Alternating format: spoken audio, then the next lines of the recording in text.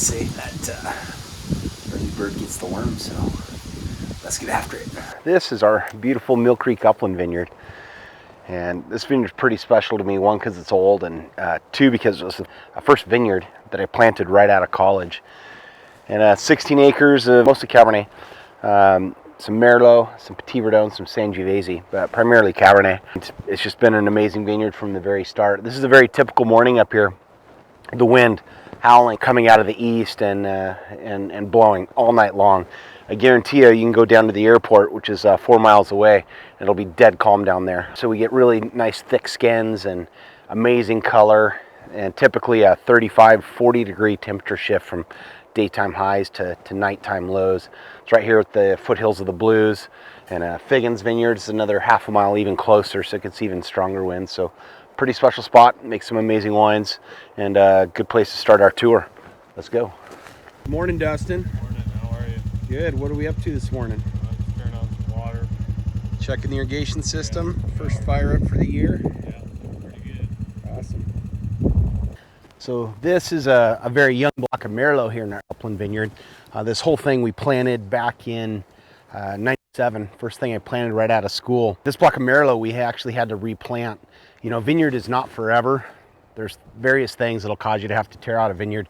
The biggest thing is virus, and we actually tore out this block. It's a 3-acre block of Merlot.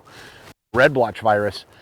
You know, so often you just hear all the positive stories and every vineyard's perfect. And this one routinely was our very best Merlot that we brought into Leonetti. And over several years, they started declining, and I couldn't figure out why. We started virus testing it. Sure enough, it was positive for red blotch, which is a vascular disease that causes slow decline in the vineyard and gradually destroys the quality. So we ripped it out, replanted it. We had it back in production last year, and with 2 new clones. Initial quality is fantastic. Hopefully we get good weather with bloom. We've got about 4 days of cool coming up here, and then a really nice period of high 70s, low 80s, so it should be perfect weather for bloom. I'm excited.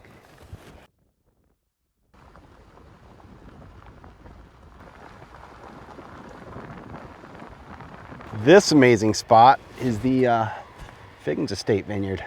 It's got to be one of the prettiest spots in the whole valley. I can never quite get enough of it, but things are looking very good here as well. Our Upland Vineyard is just right over there behind that hill, and so we're about half a mile further east. This is a Cabernet, not quite to bloom yet.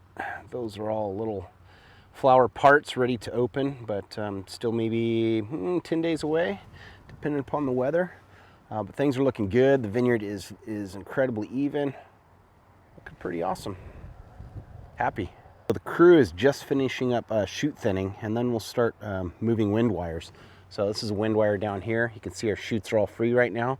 They'll get moved up and into position like this, trap all those chutes, and make sure they're where they ought to be.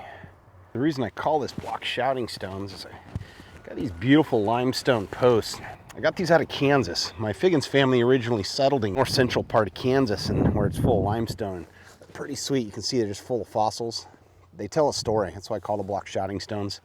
And all the blocks here are named after a different song that I love. So this is our Petit Verdot. You can see it's also not quite to bloom. It's looking pretty good. We got the wind wires in place here. Yeah, if you're a Leonetti member but not yet on the Figgins list, get on it. We throw a big old party right here in October. Live music in the vineyard, pretty spectacular. And it's my dream vineyard, dream spot, and the wines are turning out pretty dreamy. All right, leaving Figgins. Next stop, Les Vineyard. This is our Les Vineyard, and it's a little earlier site than Upland or Figgins. Not as early as the south end of the valley, but if we go hunting, we should be able to find some bloom. Let's do it. So I've hunted around, and Sanja is usually the first to bloom. This is all I could find.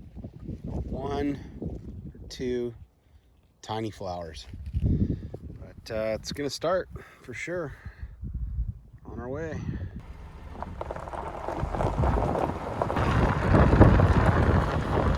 Hey, Mom. You know, you really don't want me to tell you what to do with that thing, do you? So one of the cool things we do here at Leonetti is we compost all of our grape skins, our seeds, all the stems, all the leaves off the trees, trimmings from landscape and whatnot. All gets composted. If you look close, you can see all the the tiny little grape seeds and whatnot. We make what's called aerobic compost, meaning with air. I like to do aerobic compost because then it becomes more fungally dominated. And if I dig in here, you can actually see it smells like rich forest floor. Smells sweet. To do this, we have to stir it several times a week and keep the right moisture level. So that's what we're doing today. Let's go check it out. All right, so I got a little derailed at the winery yesterday. Back at checking the South Valley Vineyards this morning, and kind of a blustery morning out here, but this is our Serapadaci vineyard. Quite honestly, just got done walking around. It looks okay. This is Clone 6 cab. This particular block only looks okay. It's a low vigor clone of Cabernet Sauvignon, and we got our butts kicked exactly a week ago in the storm. We had gusts up to 60 miles an hour here. And you can just see like some of the energy in the canopy. It's not, we should almost have double this canopy right now. So that's a bit disappointing. And we broke a lot of the shoot tips, just got fried. They just desiccated in that 60 mile an hour wind. So we've been struggling with phylloxera in this block. It's part of why the vigor's so low. I wrote to you guys about that last year, which, it sucks, but this may be the first casualty. It's actually, the wine that's coming off of it is phenomenal. It's been making our reserve, and we're picking maybe a ton to the acre, and even going into reserve, it just becomes uneconomical at that sort of low yield. So we're doing everything we can to try and get some energy back in the block, but another year or two it might have to go. Fortunately, the Clone 4 looks way better, and the terraces that I'll also show you are looking really good. So fingers crossed on those. So this is the Clone 4 Cabernet, and it's looking way better. As you can see, we are well underway with bloom here, and it smells positively amazing. When I talk about clones, you may not know what that means. When we talk about Clone 4, Clone 6, or Clone 191 Cabernet, we're not talking like Dolly the Sheep genetic engineering type stuff. We're talking, a clone just means that all of those vines came from one mother vine. So they're genetically identical. So in this huge block out here, every single one of these vines is identical to the next one. What that does is assist in our viticulture of having everything be homogeneous. We don't like a lot of variability. So, but occasionally you'll have a mutation where a vine might have slightly different characters. So someone took that, isolated it. It's usually the viticultural universities that do this. And we do these various clones because they have superior enologic properties. They just make better wine and have different characters. So it brings diversity to our blending, and just like with all the other tools that we have, barrels and aging and fermentation types and yeast, it's just one more tool to build complexity in the finished product. Pretty cool. Man, I wish you could smell on YouTube, because this Cabernet in bloom, there's nothing quite like it. Sangio's close. Actually, Sangio might be even better, but Cabernet's pretty tough to beat. Amazing. So this is our Olianico, and here's a perfect example of what that thunderstorm did. You can see that shoot tip is it's completely fried off. And so to compensate, the vine will push these laterals. It's already busted here in the last week. So this will end up getting bushy, and we'll end up having to do a lot more hand passes to get it back in the shape, make sure we have the right fruit exposure. More work to be done. This is also Serapadaci Vineyard, but we call this the Goliath Gate block because, from the air it looks like these giant steps, like some, Goliath would climb up. So that's what I named it. But that storm that came through, thunderstorm, kind of came from the southwest with the prevailings, and this hillside here lays to the east, so it's a little more protected. So, our shoot tips look a whole lot better, and there are some damaged ones in here, to be sure. This one right here is fried, but overall it looks much better. We have better vigor in here. We're about to reach the top wire in some cases, and this probably will be the base of our Serapadaci single vineyard. Those of you who've had it, because of these steep terraces here, we use sheep in the spring to graze this hillside. It's about the only way to do it effectively, and also completes the nutrient cycling with the manure from the sheep, so pretty cool. But this is that picture that the sketch was taken from, was right here in this vineyard, about this spot actually. So looking good. Gonna be some amazing Cabernet this year off of this.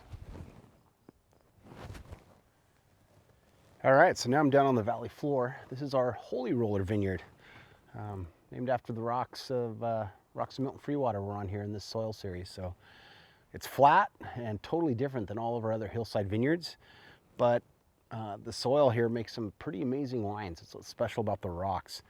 We are in absolute full bloom right now. It smells amazing. Actually getting down to the end of bloom. You can see all the little flower caps and pistils and stamens that come off when no berries are coming off, which is great. That means we got a fantastic set. Smells just amazing. So fun fact, the Rocks District of Milton Freewater was named after the town of Milton Freewater, but when it originally settled, there's two towns actually, Milton and Freewater. And Freewater, interestingly, was one of the last places in this whole valley to kind of get developed, because the soils are so rocky. It was the least desirable soil in the whole valley to have to farm. And now it, of course, is some of the most desirable. Kind of their gimmick, if you will, to get people to settle it was offering free water. But tell you what, if there's one thing I've learned for sure in my career, is that there is no such thing as free water. Wine's for drinking and water's for fighting. All right, well, that about sums it up. That's kind of my vineyard tour here for early June. And do me a favor, if you like these, hit the little like button down there and the subscribe, and we'll get that way you'll get notices when we post future videos. I don't want to send all the notices out by email and just fill up your inboxes every time we send something out. So do that, and we'll have more of them up here. Hope you guys are doing great and are safe and sound and loving life. Drink a great bottle of wine tonight. All right, cheers.